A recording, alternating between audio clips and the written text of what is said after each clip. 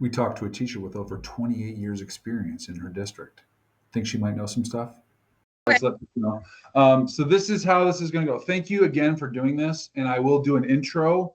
So I don't want to spend a ton of time going over things. You've gotten the questions, you know what they are, you know kind of what I'm going to be asking you about, correct?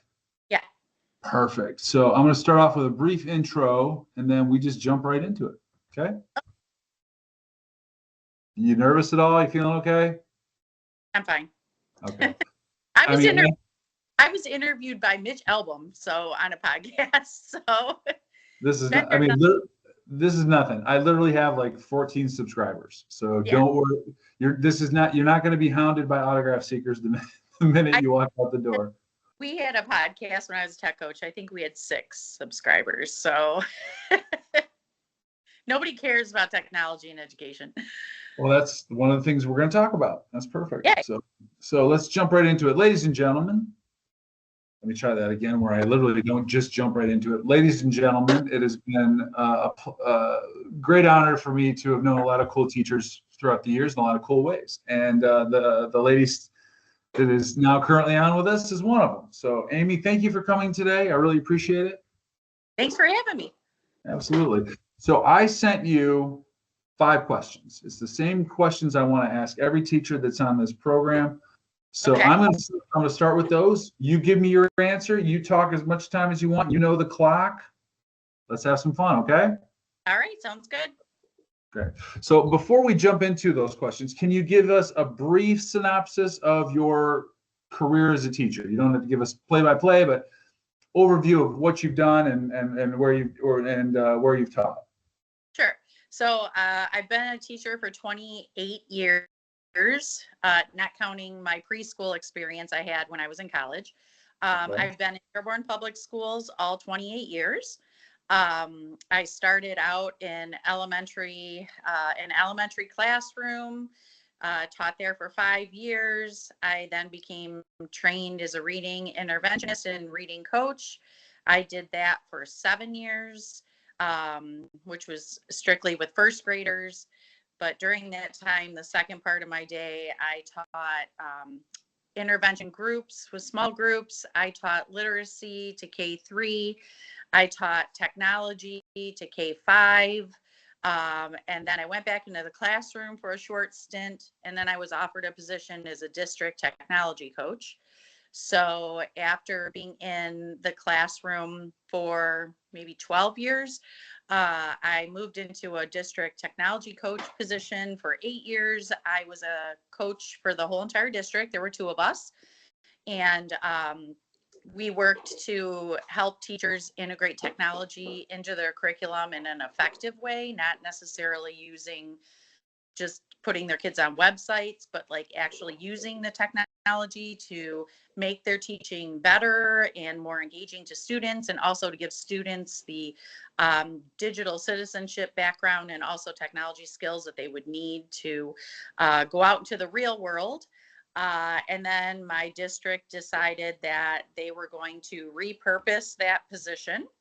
And so then I was put into middle school where I taught math and I taught multimedia, but middle schoolers are a different beast. And I decided that middle school was not for me. So because I had bought some years, I decided I was going to retire from teaching, and which I did last summer. I then went into the private field. I was actually a private investigator, which was interesting to say the least. I think teachers would be natural for that. Right. Unfortunately, I really didn't care for my boss. And then an opportunity arose in January for me to go back to Dearborn Schools as an interventionist. So I became an interventionist at Etzel Ford High School and worked in 11th grade language arts classes, where I helped the teachers. I supported the teachers with their students who were going to take the SAT. So I offered extra support in 2 different classrooms, and I also helped coach a new teacher who was in his 2nd year.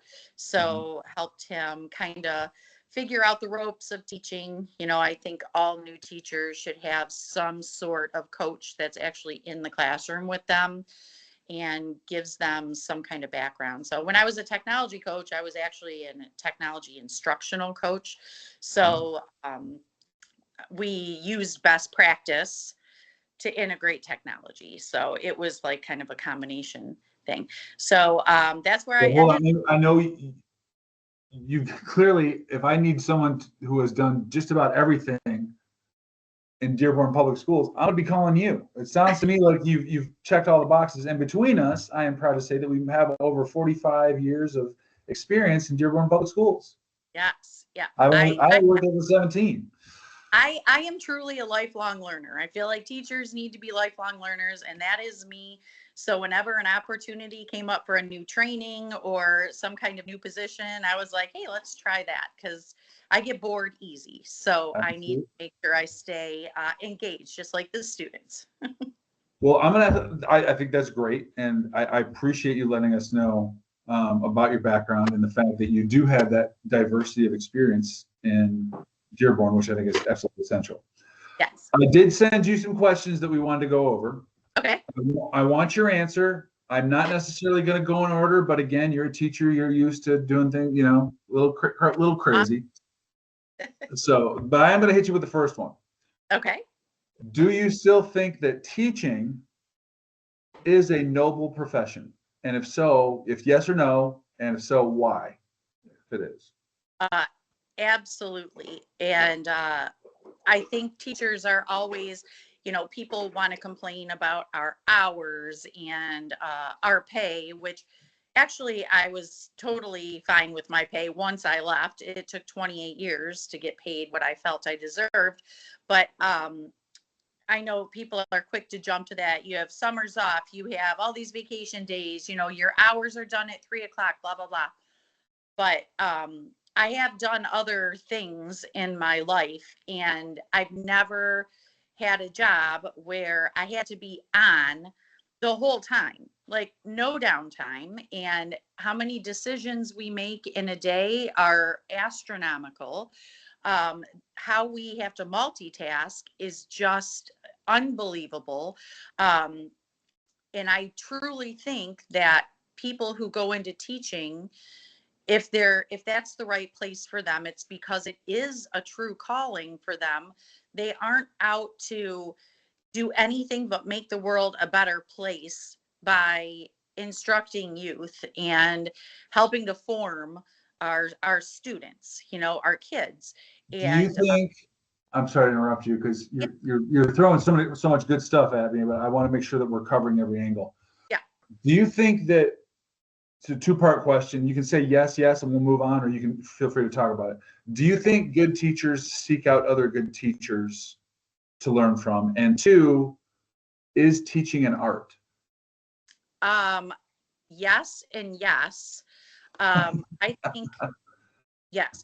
I think good teachers realize that they aren't perfect and they can always get better.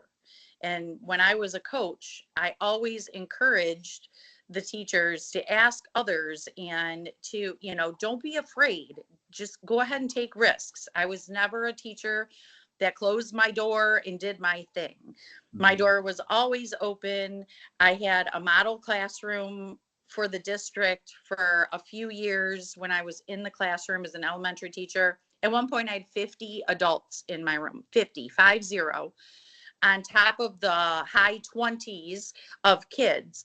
And I was okay with it. My kids were okay with it because they were used to it. And that's not a flex. That's a flex for the other teachers that showed up because they knew they could learn something from somebody else. That's the important part. Like, they have to realize they can always learn from another teacher. One thing, and professional development is a whole beast in itself. And I provided professional development as a technology coach. And one thing that I would always say in my professional development sessions was, if you walk away with just one thing, I've been successful. Like, I used to say that about conferences. If I can go to a conference and come away yeah, with one thing that makes my job just a little bit better, and the learning and the students, so it's a little bit easier for them, that's a win. that's exactly it. And if you walk into a situation with the idea that you're not going to learn anything new, you're probably not. So you really need to have that open mind and be open to learning and new experiences, and get out of your comfort zone. That's something else I pushed as a technology coach, was get out of your box. Like, your box works, it's safe, but there's something else bigger and better outside of your box. You got to go find it. So that's how I feel. Yeah. I'm raising my hand because would a 48-year-old man who struggles with technology trying to start a YouTube page qualify as stepping out of your comfort zone? I think so. I definitely think so. Yes. And I can't remember the second part to your question. I said yes. You said yes and yes, so we're going to move on. But I guarantee it's teaching an art, all those things. But here's the next one I want to throw at you. Here's the next one. Yes. I know that you and I used to be neighbors. Yeah. We're Facebook friends. I see on the regular on the Facebook feed for the old folks. We all, all the kids don't know what Facebook is. Go ask your mom and dad. If you didn't, so I know a little bit about you, but if you had to be a teacher, but you couldn't, and it sounds to me like you've taught every kind of subject. If you could pick a subject where you could sit down for a year and say, I'm going to do this and I'm just going to just rock it. What 1 year subject would you want to go out and just teach for a year and just be superstar? That's kind of hard. I guess I'd have to go with two. Hate to say it. There's two favorite parts of my teaching career. Believe it or not, was the 1 year I taught 6th grade math at the middle school. And I think the reason why I like that is because I liked the scheduling of middle school. And I liked the idea that I taught the same thing over and over. So I just kept getting better at it. So I did love teaching 6th graders. 8th graders, no, they are devil spawn. I can't, I'm too old and crotchety to deal with 8th graders. I just had one graduate from 8th and now he's moving into the high school. So I know your pain. He's a good kid, but I understand your pain. There are some, but yeah, the 6th grade math was one of my highlights. And then before that, it was teaching 5th graders. I really like that age group, because 5th graders, they still love you because you're their teacher, but they do come with an attitude. They do understand sarcasm. They get my sense of humor. They would come back to me and tell me how middle school was a walk in the park compared to 5th grade because I had super high expectations. So, they may or may not have liked my class, but I did have quite the list of people who requested me as their 5th grade teacher. There's a difference between, I think I'm going to interrupt you again. I'm going to keep interrupting, but I'm cutting way back if you look at some of my older stuff. You can respect a teacher and the fact that you're going to learn and not necessarily be like, well, she's the funnest in the world. Right. We're going to have water balloons and pizza parties every day. You can do that and be a popular teacher, but there's also those teachers that make you learn and push yourself and get better. And that's kind of the feeling. I think that's the kind of teaching you take pride in. That is the kind of teaching I take pride in. And your grades reflect what you earned in my class. There was no inflation, no little bump here and there. It's 1 day left. It's 1 day left. Can I do some extra credit so I can get a good grade? Yeah. No, sorry. You should have done your work. There you go. So let's stay on the subject of students, but let's focus on positive things, because I know after the amount of time, by the way, 28 years, again, I bow to you. Give me a success story. Give me a student that you don't have to give me names or anything. Just one student that you're like, man, from where they started when I got them to when they were done. Wow. Is there one out there that sticks in your mind? Yes. When I taught preschool, before I actually started working in Dearborn schools, I was in a private YMCA preschool.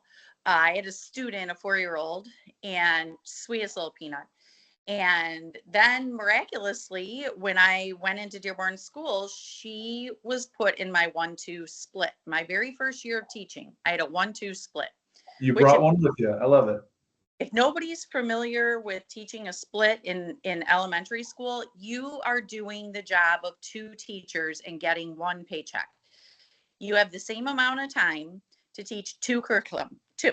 It's a lot. And it was my very first year of teaching. So I was like, okay, well, baptism by fire, here we go. So usually when you have a split, they put kids not necessarily academically high, but they put the kids that are self-motivated and, kind of independent, because they're going to be expected to be independent when you're teaching the other grade. Right. So you don't necessarily have like the highest academic achieving students, but you do have self-motivated students who can work well on their own. Which can make things a little bit easier, but still brain power. You got to pay attention. Yeah. You got to document everything for them. So even though they're great kids or great students, just that much more work. Exactly. So this little peanut ended up in my class. She was just phenomenal. I loved her to death, but she struggled a lot. Reading was not her strong point. And I was a first year teacher. Teaching reading was not my strong point. And I knew that about myself, which is why I took the training to become a reading interventionist, because I knew that was my weakness as a teacher. And that's you where identified it and you worked on it. Yes. So she really struggled. And, I talked to my principal, I talked to the parents. I was like, I don't think being in a split was a good idea for her. She needs a lot more support, whatever. She plugged along. Well, she graduated from high school. She got her bachelor's degree. She is now, she's a mom now. I mean, she really got herself together and did everything that she needed to do to be a success. She just took a job. I'm friends with her on Facebook. She just took a job. I can't remember where, but it's in some kind of government agency too. So I feel like, that little peanut struggled so much, but yet she was determined. She had a positive attitude, and I tried to lift her in every way, shape, or form that I could. And in the end, she did everything she needed to do, ended up with a bachelor's degree. I think she actually taught preschool for a little bit too. So she was remarkable. I love her to pieces. So by the way, that was the last scripted question, and we still got 9 minutes before you got to go. Okay. Are you okay with a couple of off the cuff questions? Anything you don't like, I won't push it. But is it weird to see students that you taught when they were just little peanuts now having kids of their own coming to talk to you? I'm like, how are you so old and I'm not? I don't know how that works, but isn't it 1992? What's going on? Yeah, I know, because I started teaching in 97, and so she was in my first grade in 97. So yeah, I won't do the whole math, but that's awesome. It is. I'm Facebook friends with several of my students that I had when I taught elementary. Like, I won't friend them until they're 18. There's reasons. They're all, like in their 30s, married with kids, and it happens. Their careers. And I have one student that I wasn't his primary fifth grade teacher, but we used to switch classes for like science and social studies and things like that. So he was in one of my classes for that. And he actually is going to, I believe it's Yale. So like, not just, oh, he's in Ivy League school. He's in an Ivy League school, like legit. If you get admitted to an Ivy League school, it's okay to crow about that a little bit. That's not an easy road. And a lot of I've talked to some students that have done it. It's impressive. So we're talking while teaching, talking with, and Amy, the ZDZ thing has been a bane of my existence since I've known you. You say your last name, so I don't say it wrong. The D is silent. It's just Gwizdz, rhymes with Gwizdz. Okay. Talking while teaching, talking with Amy Gwizdz. 28 years of teaching in Dearborn Public Schools. Friend of mine. Do you feel like, now, again, like I said, we're going to do some rapid fire because I know you want to be done by 12. Dearborn is a different kind of environment to teach in. It's Yeah. the largest Arabic community outside of the Middle East. You have different generations that have arrived at different times. It's a melting pot. I know I say melting pot, but it's a very unique place to work. Yes. What was over the years some of the surprising things? Can you just give me two or three quick hits? Some of the surprising things about working in this unique environment for a fellow, person who wasn't exposed to that growing up. My dog apparently has some things to say about that. So can we just pause so I can put him outside for a second? Of course, absolutely. Go right ahead. I'll repeat the question. Okay, come on. How's that? Come on.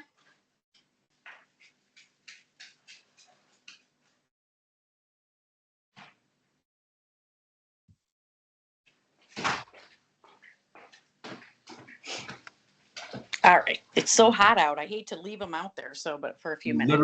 Literally another 6 minutes. I'm going to lead you back in with another question. Okay. But we will get back to, we got 5 minutes left in the meeting, so we're doing great. If we get through two more questions, I'm good, and then I'll do a quick wrap up. Okay. Yeah, I mean, I'm okay if we go a little bit over. I don't have to work till, but I have to do some errands first. I got you. Chad Austin, talking while teaching, here with Amy Gwizdz. I just figured out how to say her name. Talking with Amy Gwizdz, talking while teaching. Teacher with a lot of experience, a lot of diverse experience in Dearborn. And we were just talking briefly about some of the unique challenges that are presented in working in a community like Dearborn. Any takeaways? Anything that you're like, you know what? Well, this is what was cool about being in Dearborn. Anything that you learned or got to appreciate in a different way? Because again, Dearborn's a unique community. I might throw some stats up there. Yes. I grew up in Dearborn Heights, which, is right next door to Dearborn. But the Dearborn Heights I grew up in was very different than the modern day Dearborn Heights. There's a huge Arab presence in Dearborn Heights now, where I think our largest ethnicity that wasn't just plain old white folks when I was there was Yugoslavians. That was like our big, and they were just a part of us. Like, we didn't look at them any differently. But so I didn't have a lot of experience with people outside of my little, shelter that I grew up in. So when I started teaching in Dearborn, I started in the West Side, which was predominantly a white, community. The school I was in was middle class, like middle class, maybe middle to lower in some areas. And I may have had one or two Arab kids in my class then. Right. And as I progressed through my career there, I went to the East Side. Then I was the district coach, and I was all around. So I really didn't have a lot of experience working with an Arab population until I got to the East Side, which was in 2005. I started at Gear Park, which was brand new, just had been built. Like, the playground wasn't done when I moved my stuff into my classroom. And that was my first real experience working with the Muslim community, where my students were predominantly Arab. And I was floored at how welcoming they were to me, because I was the one that came into their community. The food they would bring, and the teachers that I worked with, they would teach me. I would always be like, all right, I need to know how to say this in Arabic, because some of my kids need to know this, like reading every day, kiliyom, kiliyom, kiliyom, every day, every day, every day. The things that I needed to say in parent-teacher conferences that I wanted to say, and not my translator. So I did pick up some Arabic. It was very sketchy, but I did get some. I was always overwhelmed with their generosity, with the parents' generosity, the food they would bring, the gifts they would give, how thankful they were that I took the time with their students and that I would reach out to them and let them know, hey, your son isn't doing this or your daughter is missing this. And, I was just floored with their Inclusivity, their the community that they were building. Yeah. their willingness and just that they wanted the best for their kids like everybody else. And I loved that part of it. And then when I went to middle school, that was a little bit different. I did not get the support from some of the parents when I would call home about behaviors and things. And honestly, I just kind of stopped because I thought, what good is it doing? Nothing's changing, you know. Um, I did have some parents that were still super involved and very helpful, but I think by middle school, the kids ran their parents, and Gotcha. it was a different situation. Let's switch gears on that note before we Yeah, get. yeah. I don't want to. I never want to bag on students. No, Now, no, I no. know for a fact. I'm not bagging on them, but Well, they're I know middle you. school. I'm just giving you. Now, Amy, you and I have hung out before. I know you like to have fun. You like to go out, have a good time. What is it that you do in your spare time to de-stress from teaching? What is it that you do to kind of? I know that over the years you probably have different strategies, but teaching is stressful. Teaching a challenging curriculum is stressful. Teaching new curriculums every year is stressful. And it sounds like you've done all that. So what do you do to de-stress? What do you do to take the edge off a little bit? I enjoy reading just for fun. I don't want to read anything nonfiction in my free time I got because we you. do enough of that as teachers. I taking care of my home. I'm very meticulous about cleaning, and I love to mow my lawn.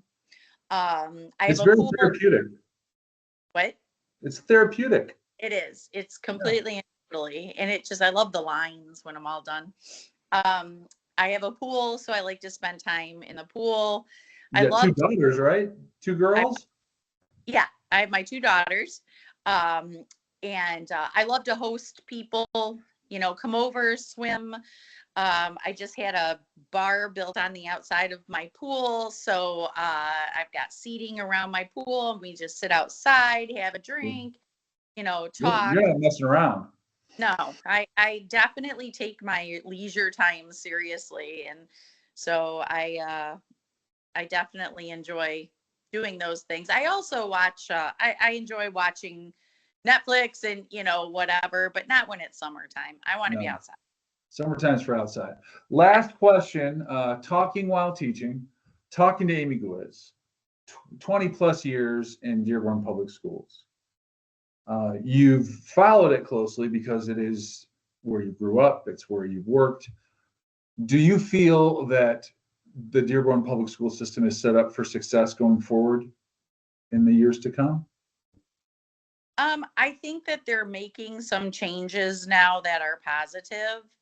Um, Honestly, I think our whole educational system, public ed, needs a facelift. But that's a whole other podcast. I have major ideas about that. I don't have the data or the memory to store all the ideas we're going to need to fix the educational system. I know, right? But my main thing is we need to get kids that are not on a college track. We need to give them options. That's my main concern right now, because those are the ones that are falling off, and I really saw that in high school. Absolutely. But I think they have the tools that they need. I think they need to look within themselves instead of outside of the district for a lot of it. We have so many talented educators in our district, like amazing. Our technology team alone presented at an international technology conference when I was a tech coach. Like we have the talent within our district. We don't need to look outside, but we do all need to be on the same page. And right now, I don't see that happening. But like I said, some changes have been made, which I feel are positive for our district. So I feel like, it's always, it's no different than teaching, right? We're always trying to perfect our craft, and we're always changing things. We don't use the same lesson plan book from year to year. If we do, we look at it as a guide, and then we tweak it, make it better, right? That's So exactly the great what things that I got to interrupt you. You're throwing too much good stuff at me, so I have to redirect you sometimes, Amy. I'm sorry. I don't like to that's interrupt. fine. Maybe I'll just put my hand up like this, saying I really do want to talk to you about something. Did you see the hand raise? I do. Perfect. All right. So you feel like we're heading, Dearborn's heading in the right direction. You feel like obviously that we're making smart choices. We're setting ourselves up. Yeah. Is there anything that you're worried about? Is there any aspect of this where you're like, I'm just, and it doesn't have to be Dearborn specifically. I just want to know, is there anything about education? And again, there's a lot there, but specifically that you think, hey, you know what, if we could turn this around in Dearborn, it would make a big difference. Yeah, I'm going to go back to what I said originally. Well, first off, there needs to be way more support at every level for kids who can't read. And I think the elementary does a good job because they're built for that. But there are middle schoolers that can't read. There are high schoolers that can't read.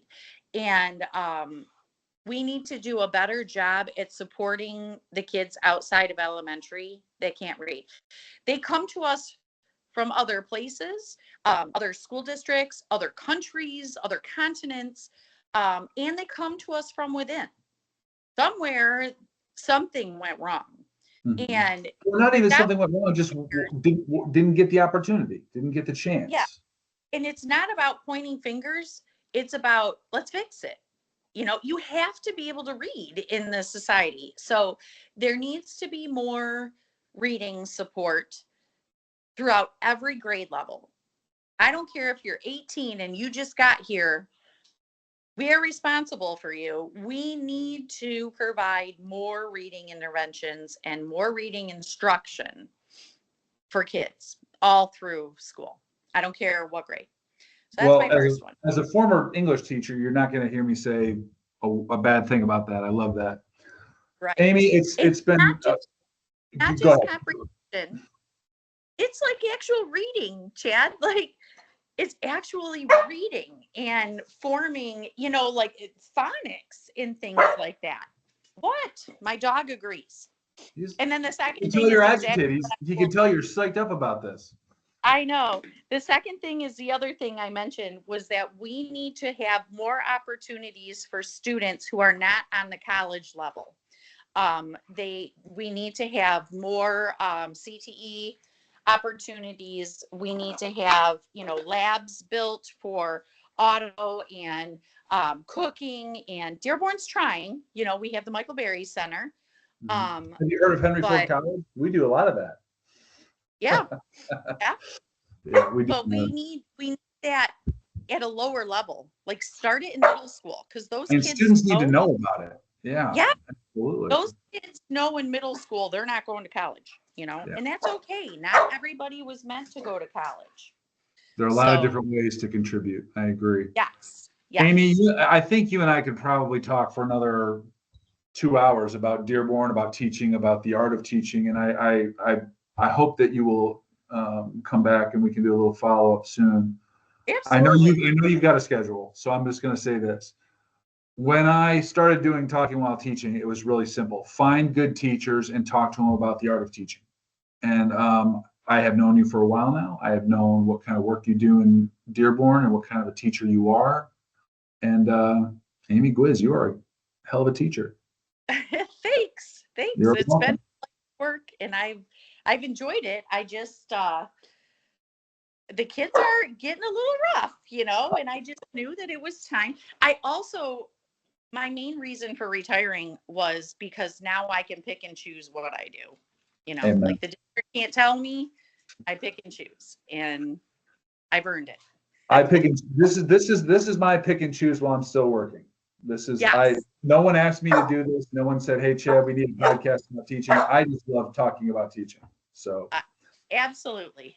that's where I came up with the name, Talking While Teaching. Now, I will say this as my final sign off. You are also eligible to be the first guest to receive an actual Talking While Teaching sticker. Nice. So after we get done with this, I will ask you for your address. I know where you live, but I want your actual street address. I would love to send you a Talking While Teaching little bumper sticker. I will put it on my laptop. There you go. I appreciate that. Ladies and gentlemen, you've been listening to Amy Gwizdz talk about Dearborn Public Schools, the art of teaching, and the nobility of the profession. Amy, thank you for your time today. It was truly, truly an enjoyable experience for me. Thanks for having me, Chad. Absolutely. Talking while teaching. Don't hang up yet. Recorded transcribe is now stop recording. Chad Austin here. Stop. If you've made it this far into our Talking While Teaching video, please consider smashing that like and subscribe button. We'd love to have more subscribers to get more good content out there about teaching. Thanks.